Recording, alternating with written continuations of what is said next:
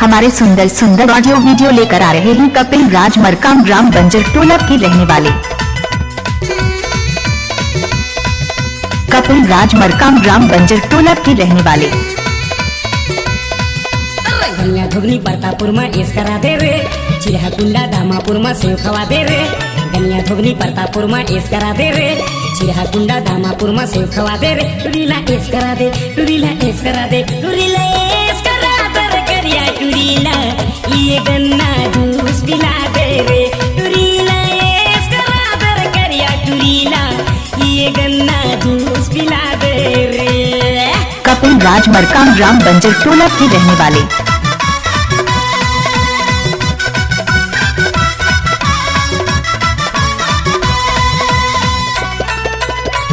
कपिल राज Markam gram बंजर टोला के रहने वाले। गवैला छोड़ के शहर जाते रे, पल पल में टूरी बदल जाते रे।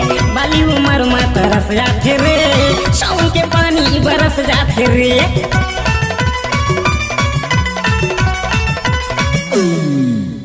गवैला छोड़ के शहर जाते रे, कपिल राज मरकाम ग्राम बदल जाते रे।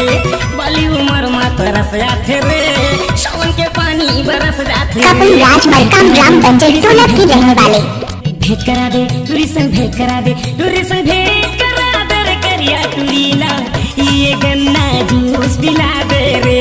टूरीला एस करा दे रे करिया टूरीला ये गन्ना जूस पिला दे रे। कपिल राज मरकाम ग्राम बंजर टोला के रहने वाले।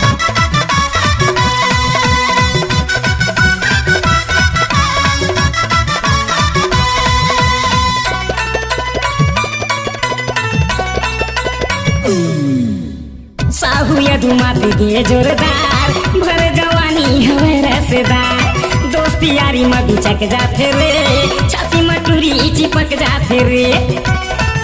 कपिल राज मरकाम ग्राम बंजर टोला के रहने वाले।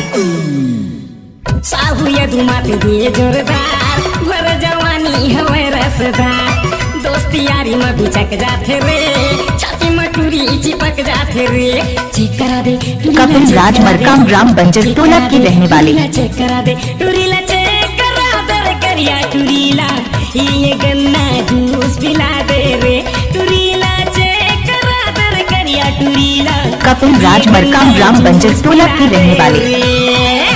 धुगनी प्रतापुर में एस करा दे रे, चिरहा कुंडा दामापुर में सेव खवा दे रे। गनिया धुगनी प्रतापुर में एस करा दे रे, चिरहा कुंडा दामापुर में सेव खवा दे रे। टूरीला एस करा दे, टूरीला एस करा दे, टूरीला एस करा दे रे करिया टूरीला। कपिल राज मरकाम ग्राम बंजर टोला के रहने वाले। टूरीला एस करा दे रे करिया टूरीला ये गन्ना जूस पिला दे रे। टूरीला ये गन्ना जूस पिला दे रे। टूरीला कपिल राज मरकाम ग्राम बंजर टोला के रहने वाले।